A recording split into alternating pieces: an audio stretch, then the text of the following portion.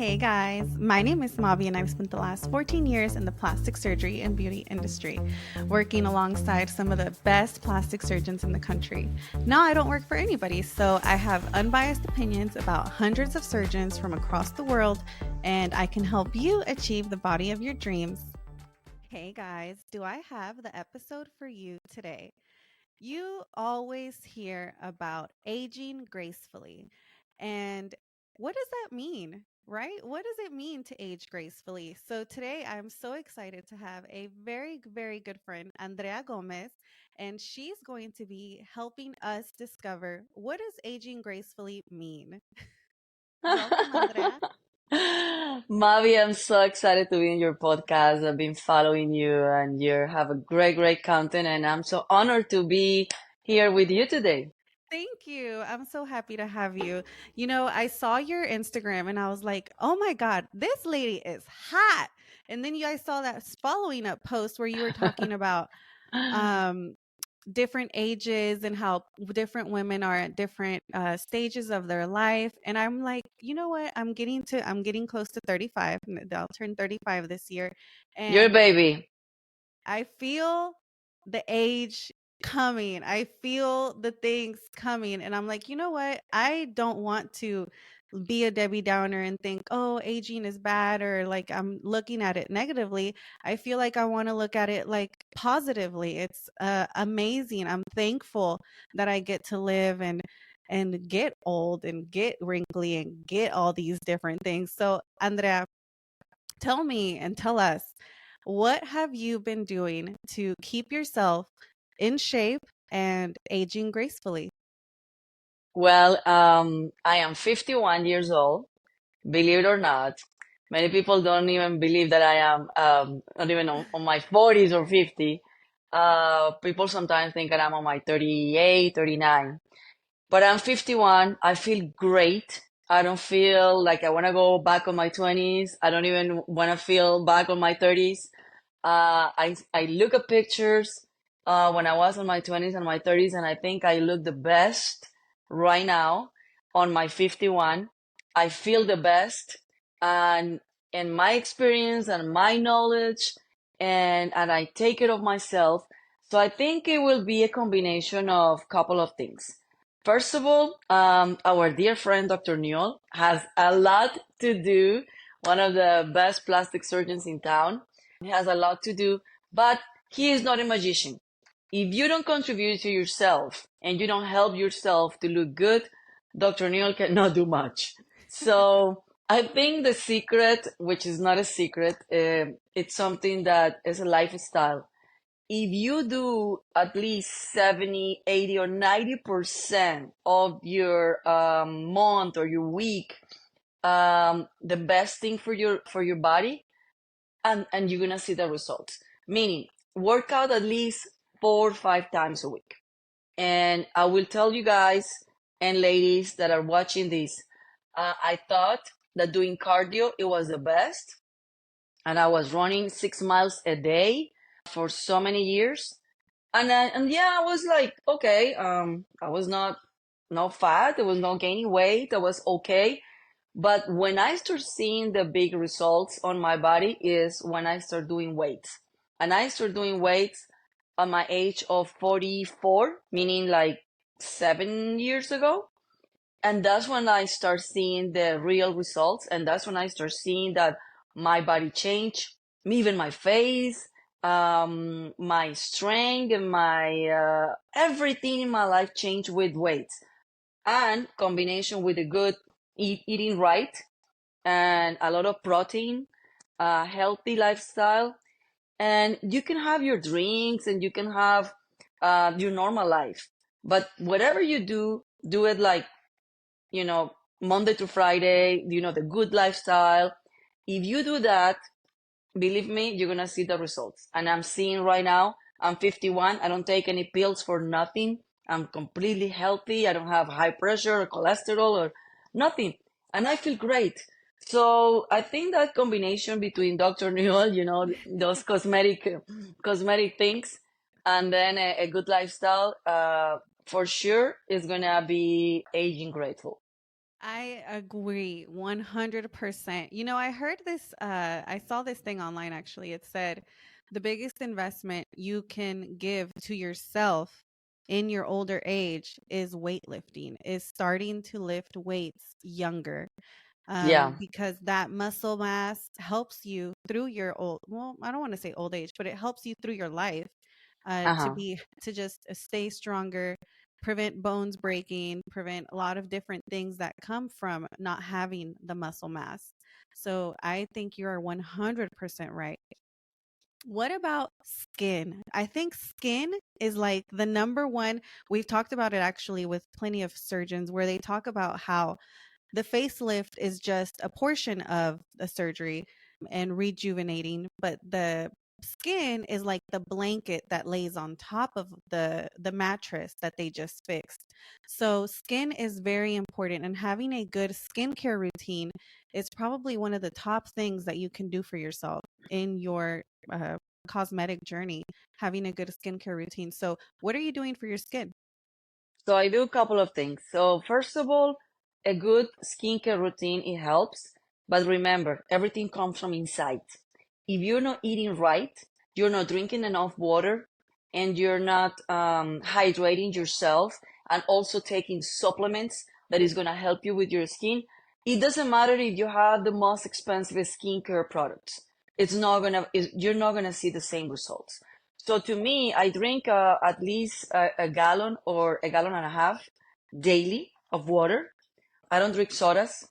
The only thing that I drink in the morning is coffee. I don't smoke, so that's a big thing. I don't vape. I don't do none of those things, because that ruins your skin. First of all, of course, exercising, that helps you a lot with your skin. A little bit of sun, it helps you with your skin. Wearing a sunscreen every single day.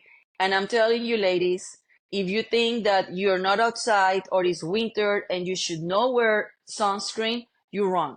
You have to wear sunscreen even for the light of the iPhone or the cell phone, even for the lights on your house, even if you're going to sleep and you're watching TV.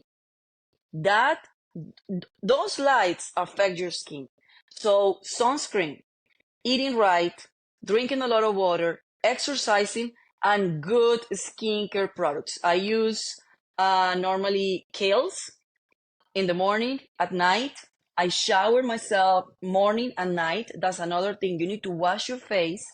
It's better if you take a shower, your full body shower, morning and night. But if not, at least wash your face at night and clean your skin very well, and then apply all the products. A lot of oils and good those antioxidant creams. All of those things is gonna help, and then apply. Even if you're gonna go to sleep, apply sunscreen. I think that's a secret. I 100% agree because you are right. The health of our, not just our skin, but our whole body, it all starts in our gut. I don't know, to Mm-hmm. all of my girls who are listening, I don't know how much y'all have gone into discovering how much the harmony that is in our gut affects Yeah. literally Mm-hmm. everything, even to our Everything. mental health. Everything comes from what you're eating and what you're putting in your body. And I want to touch on something you just said about smoking and vaping. When you have nicotine, and we talked about it on that episode with Dr. Abbasi about cigarettes and surgery, when you vape or you have nicotine for 90 minutes after every cigarette, your skin is not receiving the adequate blood flow. The nicotine constricts your blood vessels. So that if you look around and you look at people who smoke and they've been smokers for a long time, something that you can see is kind of their skin is a little, I don't want to be mean, but they call it themselves leather face. Like Yeah. their skin just looks kind of leathery. It doesn't look great. And how many times I've been in the office and I have somebody who's coming in and they're in their 50s or 60s and they're like, "Oh my God, I used to sunbathe with baby oil all my life and now look at my skin." And they're trying to come in to pedal back all of the damage that had already been made. And Yeah. you don't want to be on that boat. Stay away from Mm-mm. tanning beds. Stay away Oh from yeah. outdoor, just laying out in the sun, tanning for 3 hours, getting sunburned. All of that is going to affect the health of your skin. And when I think aging gracefully, right? There's so many different ways that it could be done. There Mm-hmm. could be the way, which is perfectly fine, of somebody who doesn't want to do anything and they just want to age normally and go forward with how they believe aging should be. But there's the other side of it, which is there's a lot of new information coming out about aging and reversing aging and how there's supplements. I believe one's called NAD. Are Mm-hmm. you? I take that every morning. I take Yeah. that every morning. So that's what I was saying. You have to have the right supplements. These days it's not like I'm 51. Of course, I'm way way older than you. But when I was in my 20s and even my 30s, everything that exists today didn't exist. So today is very easy to take care of yourself. It's a lot of supplements, it's a lot of access to technology, to many treatments and procedures that you can access in the early age, and you can prevent many things. And I wish not only that those things exist on my time, on my 20s, but also I wish that I have somebody telling me, or access to this stream platform like yours, um, telling you like it's important to take care of yourself on when you're on your 20s or even on your teenager age. And I have twins. They're 18 years old. I have a boy and a girl, and I'm constantly telling my daughter, because she's like, "Oh, I'm young, so I can do whatever." And that's the mentality of young, because we were there before. We were there at one time. And I said, like, now that she's in college, she's, "Mommy, now I'm working out. Mommy, now I'm taking care of my skin. Everything that you told me that to do it and I never did it, now I need to do it. Now I'm more conscious about this, because now she's an adult and now she likes boys and now she wanna feel attractive.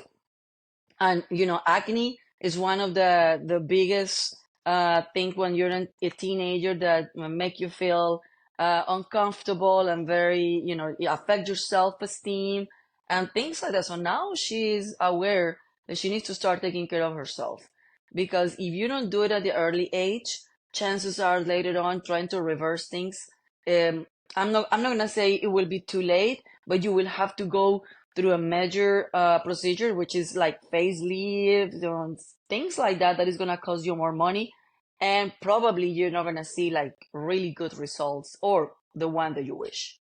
You're 100% right. And I think that leads us into this next little topic, which is appropriate, like by age group, right? Like, okay, if you're in your 20s, you should be doing this. If you're in your 30s, you should be doing this.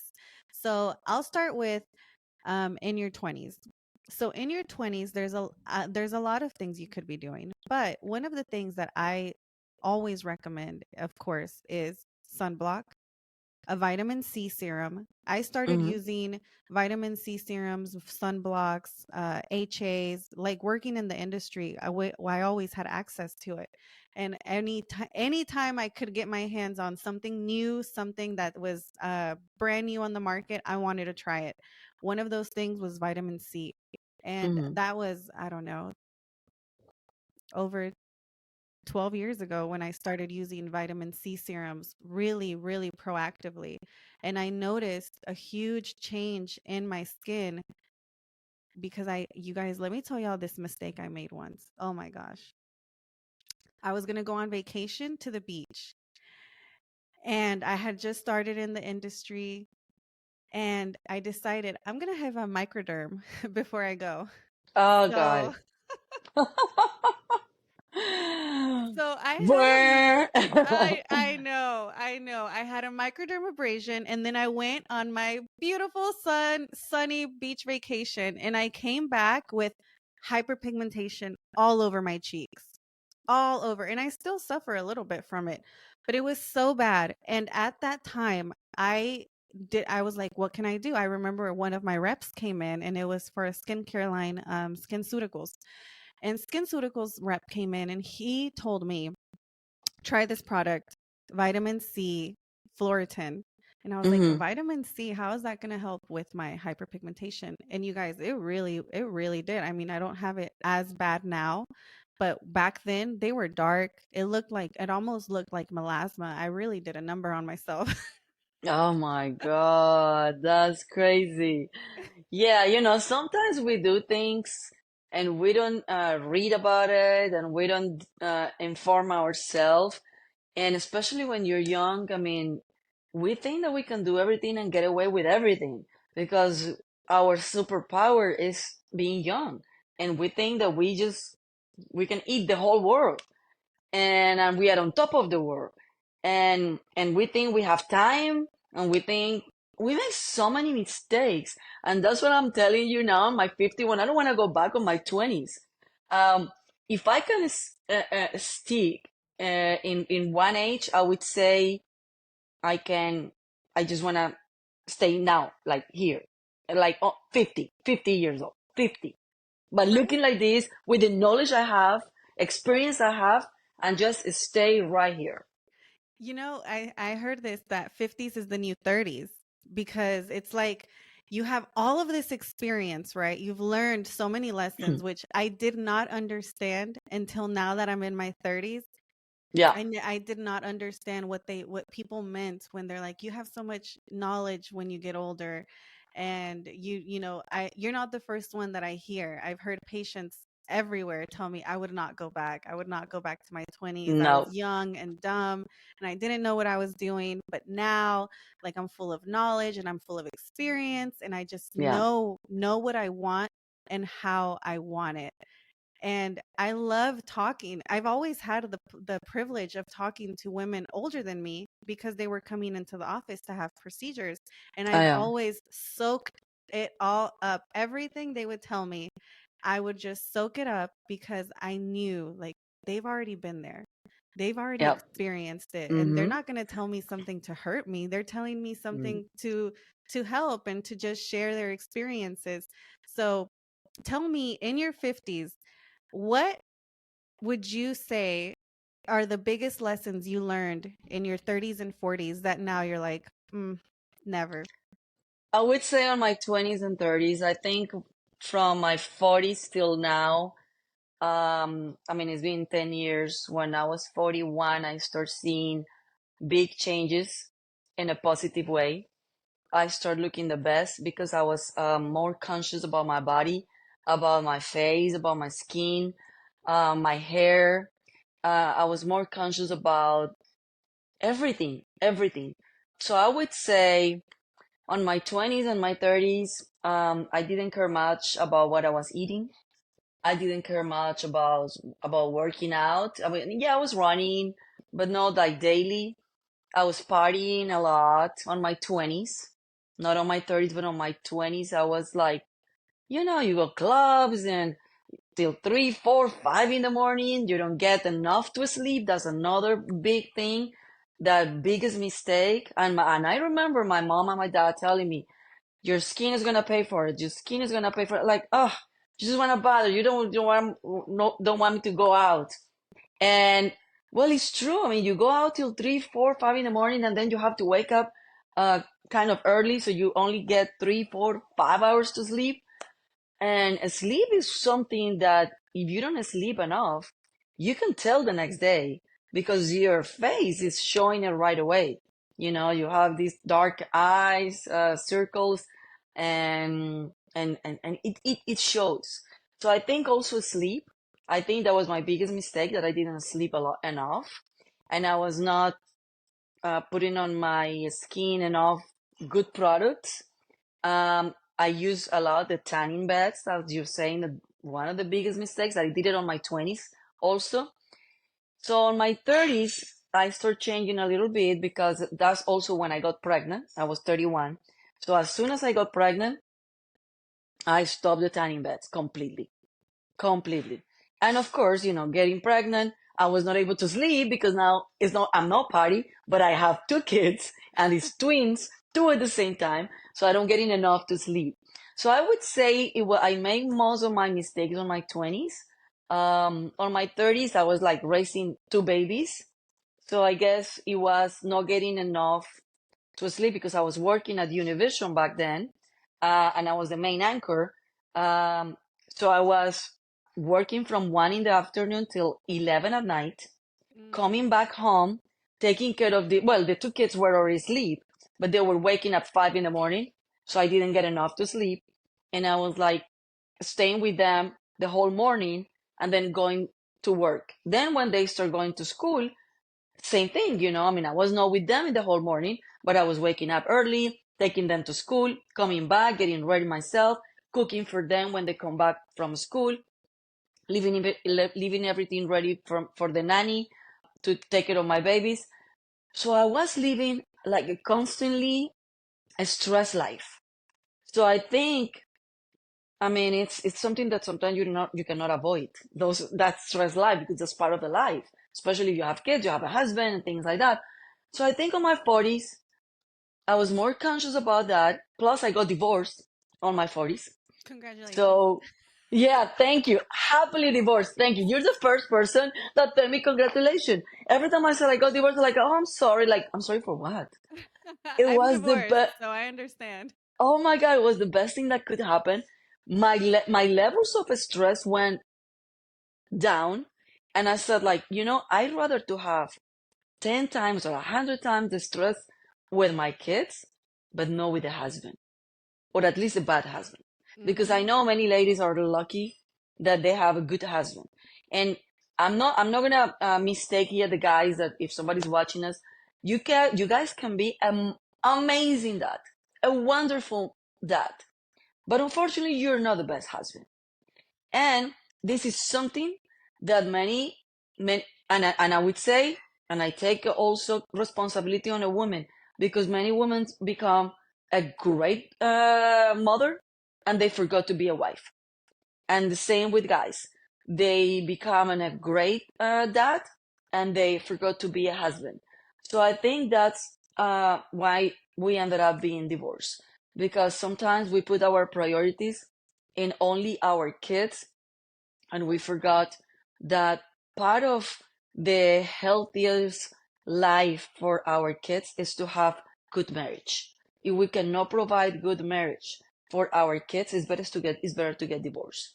And sometimes I hear couples saying like, "Oh, I just stay because of the kids," and then the kids are seeing mom and dad fighting all the time, no love, nothing to do as a couple. And what happened when in adult life you are uh, teaching these kids that it's okay to live in the same house without love. It's okay to live in the same house fighting all the time. So you're teaching the wrong thing on these kids. So then they get affected in their adult life with their own relationships, trying to find a husband or trying to find a wife or trying to find a healthy relationship. So I think part of my get rid of my stress, it was getting rid of the stress that it was costing me my husband. So I got rid of that. I filed for divorce. I got divorced in 2015, and since then, um, I look better than ever, never than ever because of that.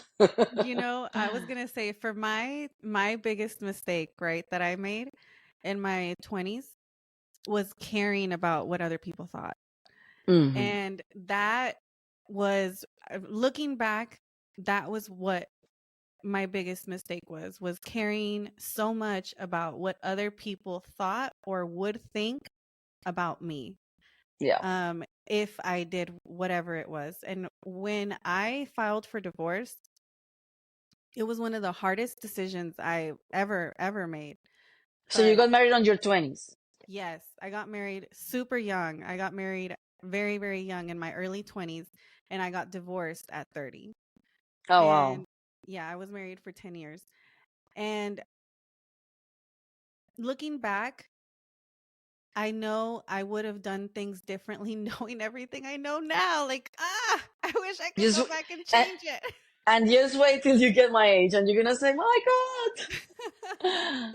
But one of those things was definitely caring what other people thought. And honestly, ever since I had my divorce and my living my own life and being in control of my own decisions and being able to say, I'm going to do this and I don't have to ask anybody for permission or I don't have to get an approval from somebody about what I'm doing.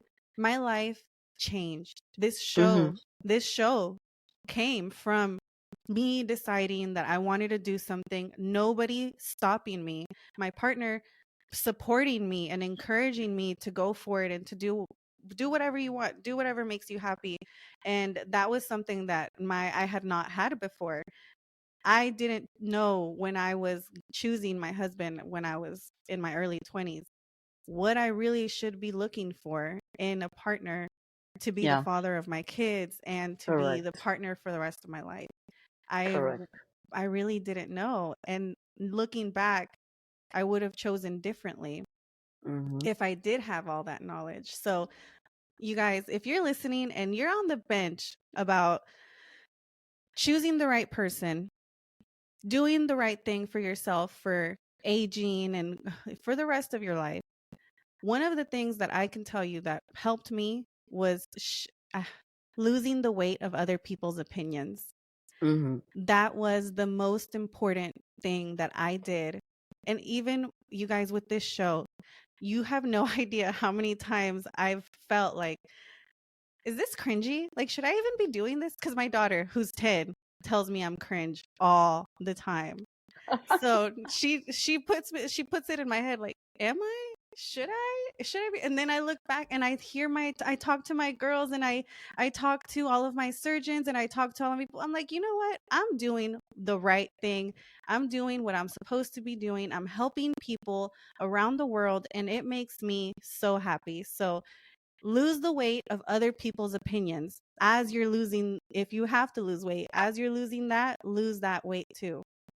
Yeah, that's something that well, I've been pretty much, I would say, all my life. I didn't care what people think about me or what people say about me. I didn't care. It's just my personality. But of course, being on after my, after my 30s and, having kids, of course, having kids, it gets you mature a lot. Um, and especially me working on the show business on TV for 15 years. People talk about you. People are like, you are constantly in people's eyes. They're like, oh, the hair is too short. Oh, the hair is too long. Oh, the hair is too dark. Is the hair is too light? Oh, she gains weight. Oh, she looks now older. Oh, now, like, I don't care. But you know what? Something I learned. I love when people talk about me, good or bad. I will be very sad if nobody talks about me. That will be like I am. That doesn't exist. I don't exist in this world. If you exist, people will talk about you. That means that you're important. You're very important, especially if they talk bad about you. Oh my God. That's because they're jealous, insecurities. So I was like, every time they talk bad about me, like, give it to me, baby. I love it because that means I'm important for you. That means I'm doing something good for sure. I'm doing something good. So it's like I don't care.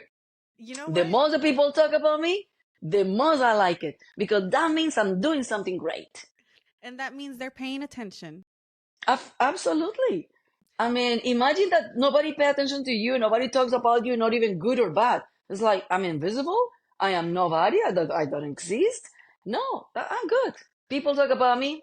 Be my guest. I love it. So that's Well, something that also my age.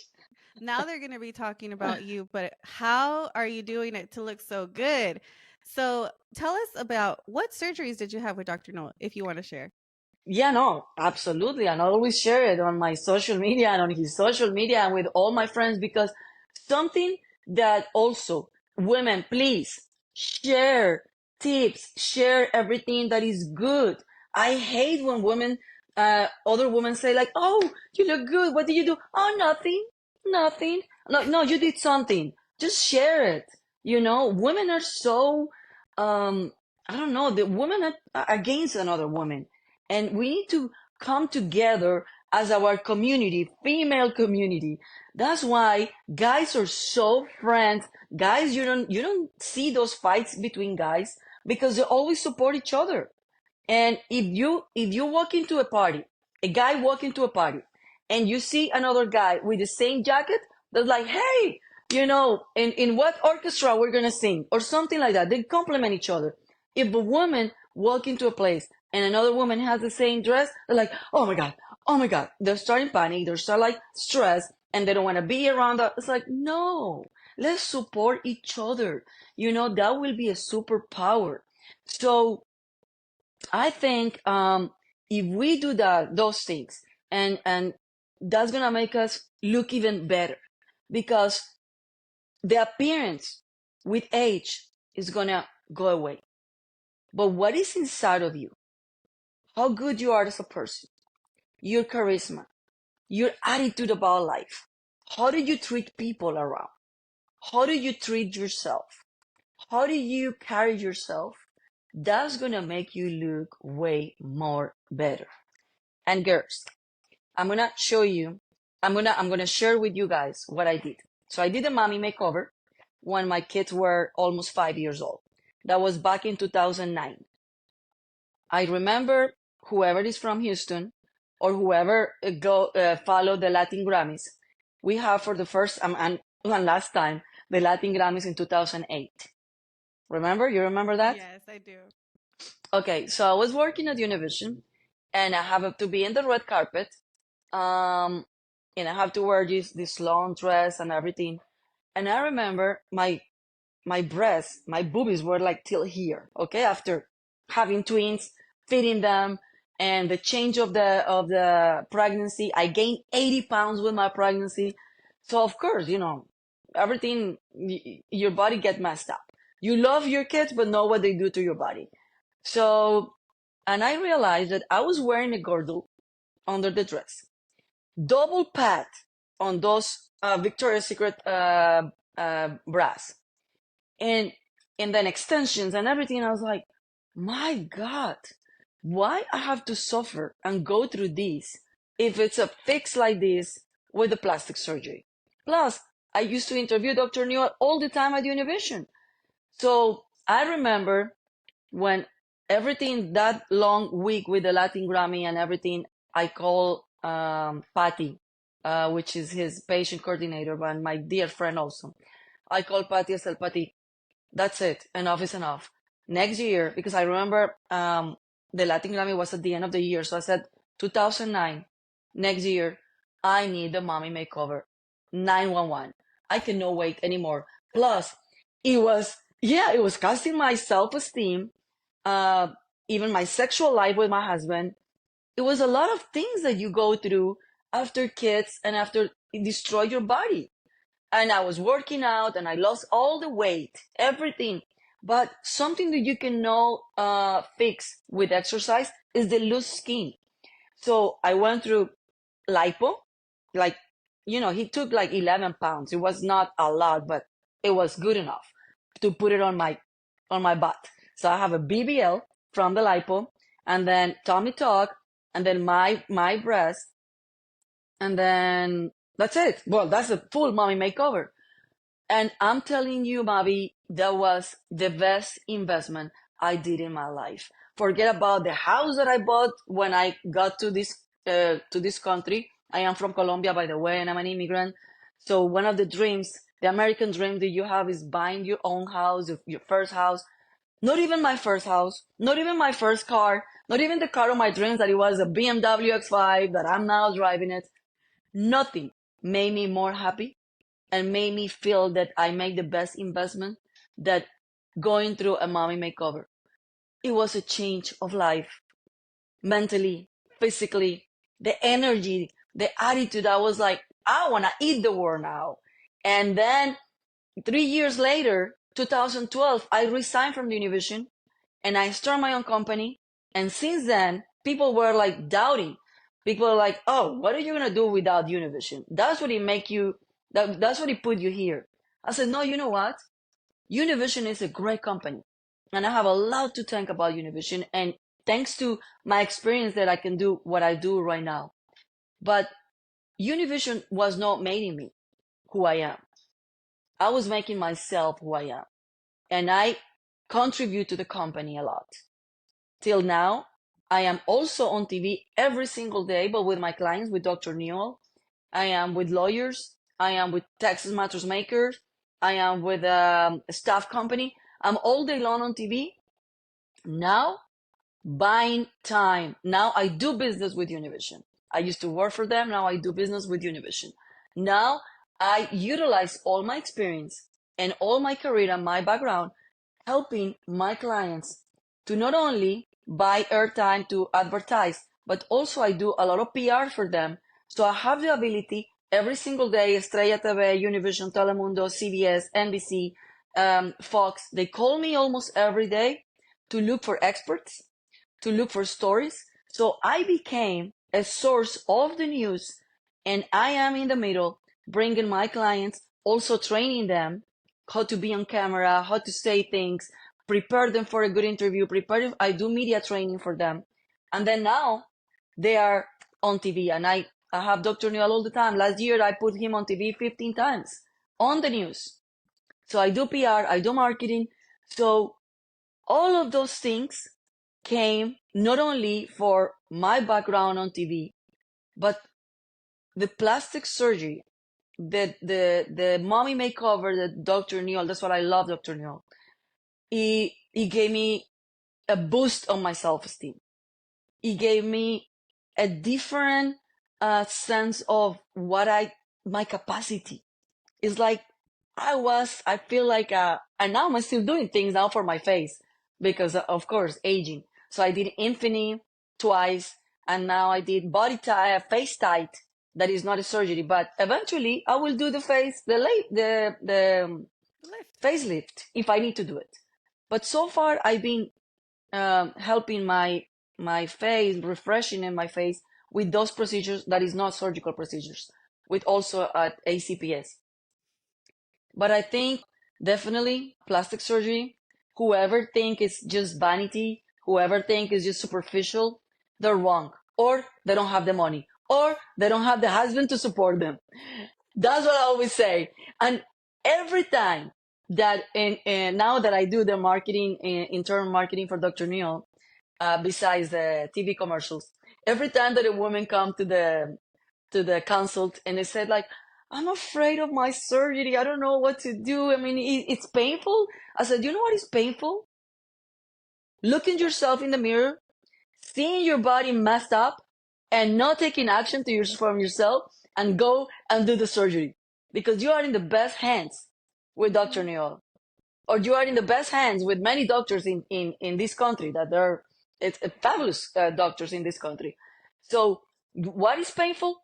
Looking at yourself in the mirror and naked and see that like oh my God, look at this and look at this and look at this, and I'm not taking action. Also, then it's painful going through your closet and every single thing that you want to wear is like, oh my God. You know what? There's this study that I found and I loved it. I've actually made a whole episode about it, about the changes in the woman, or even men, after surgery. And it had a list of like, they get raises, they become entrepreneurs, they start businesses, they do all of these after plastic surgery. And you guys have heard me talk about it so much. All of this brain space, mental space that used to be spent on, how do I look? Is this going to look good on me? What am I going to wear? Do all of these thoughts, right? Now we're not thinking them. Now we're not, they're gone. And all of that energy is kind of like, well, I look amazing. Now what do I do? What do I get Yeah, myself in? I know. Even your sexual life. My God, because now you're confident. Now you're able to have sex with the light on. That before you used to turn it off. Now you're okay walking naked around your partner. Now you're okay for those things, and this is spice it up everything, spice it up every single aspect in your life. So I think that's wonderful. Like whoever is like having a second thoughts, like please, and especially these days, technology these days, if you do the surgery, the recovery time is faster. It's no pain because now that I'm, seeing surgeries with Dr. Newell, I'm filming surgeries with Dr. Newell. They have this technique.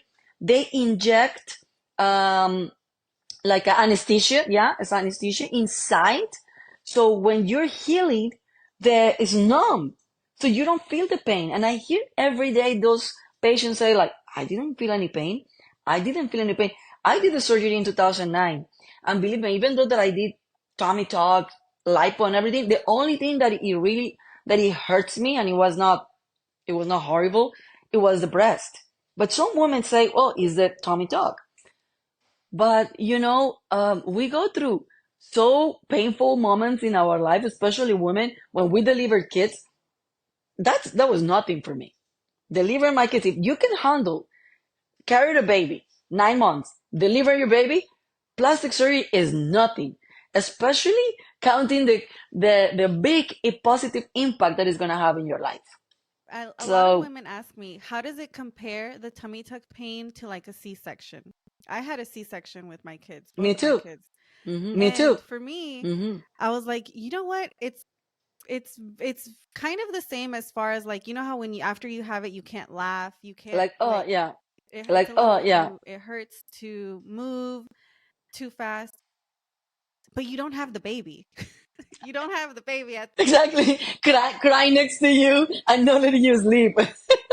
Exactly. You're absolutely right on that. Yeah, I didn't think about that. But yeah, it's like you do that, and then I remember my recovery was like 2 weeks. In 2 weeks I was already not doing everything, but I was able to go back to work and things like that. But yeah, you're right. I mean, you don't have the baby next to you crying, crying. take your pain pills and you can Yeah, rest, you can exactly. eat. Now you're Exactly. the baby. You're the baby. At least for 2 weeks. Let yourself be taken care of. And this is something I always like to tell my girls, let yourself be pampered. Let them take care of you during your recovery because as moms, especially, we're so used to being the ones to be on the go and being the ones taking care I of know. everybody and being the I ones like know. making sure, okay, you got what you need, you have what you need. All right, now I could eat. Even though my Yeah. food is cold, my coffee is cold. Okay, but everybody's good. Okay, now it's my turn. And when you're in your surgery Self-love. recovery, yeah, now when you're in your surgery recovery, it's you first. Hmm. You have to eat. You have to make sure that you're good in order for you to be able to heal properly, recover quickly. You'll be back at it before you know it in a couple of weeks. But for those first 2 weeks, take care of yourself, allow yourself to be pampered and just go for it. And maybe I think one of the biggest expression of self-love is going through plastic surgery, especially the ones that we're being moms. You were saying it. We forgot about ourselves. We're taking care of everybody, and that's a nature on a woman, especially when you become a mom. We're taking care of everybody. We are the last ones to eat. We eat the leftovers of our kids. Everything is the last for us. But I always do this analogy, and I'm able to do this analogy now that I'm on my 50s and my kids are already out of college. I'm an empty nester. It always I put this when you go into a plane and you're going on a flight and you're gonna travel. Remember the flight attendant describing all the security measures. When they're saying in a time of emergency, once the oxygen mask, it comes down, before you put it on others, put it on yourself. That way you're gonna be able to help others. And that I didn't understand it till now. I said like, why they always say that? Because if I have my kids, what is the first thing that you will do? Put the mask on them. And then what? If you don't help yourself, how are you going to help them? So it's like, help yourself first. Be healthy. Be mentally, physically healthy, ready, energy, attitude. Take care of yourself first. Otherwise, you're never going to be able to take care of others. Love yourself. The love is inside of yourself. We are spending most of our life looking for the right partner, looking for the right love, looking for love. When we don't realize the love is inside of us. If we don't love ourselves, we will never going to be able or capable to love others. And vice versa. If you don't love yourself, that shows. So people will treat you the way you treat yourself. So guys, ladies, if you are having a second thought of plastic surgery, go do it because it's self-love. You know, sometimes we save money and save money. Oh, for the amazing vacation. You know what? Yeah, that's fine. Save it next year. Whatever you save this year or last year in 2023, spend it on yourself. Spend it, invest, not spend, invest it on yourself with the plastic surgery. Believe me, after you do that, so many vacations gonna be offered to yourself. So many, believe me. After you do that, it's like with this body, I know I'm gonna get a lot of vacations. You know what? That's 100% true. Either you're going to be so ready to go show off, you're so ready to be out there with your kids. This is something that I hear from my moms. Uh, I got a picture actually this Christmas, and it was a picture of the family picture for the Christmas card. And it was a mom telling me the first year that I don't hide behind my kids for our Christmas card picture. Yeah, yeah, exactly.